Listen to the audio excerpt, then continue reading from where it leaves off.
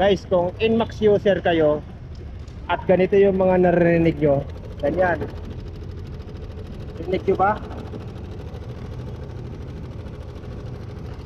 Isa lang solusyon dyan. Unang-una yung titignan yung dito. Kung makikita nyo, ayan o, yung tensioner na yan.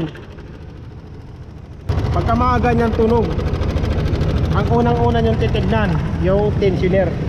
So gawin natin. Ayan mga boss oh.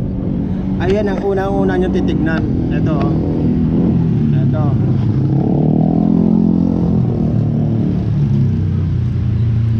Pagka makarinig kayo ng konting lagatok, so tanggalin natin. So ayan mga boss oh, papakita ko sa inyo. Ito yung sinasabi ko. Basta merong mga konting lagatok nga ganito. Ang unang-unang titignan, ito, yung dito talaga. Ayun. Yung tensioner talaga. Ayan ha.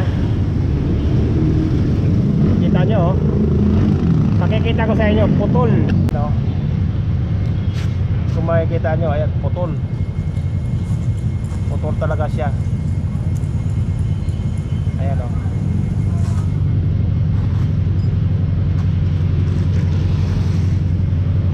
Sakit po, bali sakit ho talaga ng ano to, ng Inmax, Aerox, yung mga version ko. Ito talaga yung sakit ng mga Inmax at mga Aerox. Kasi may kunting lagatok. Ang unang-una nyo titignan, tensioner. Oh, nakakuha naman kayo ng idea. Pa-share na lang para malaman din ng iba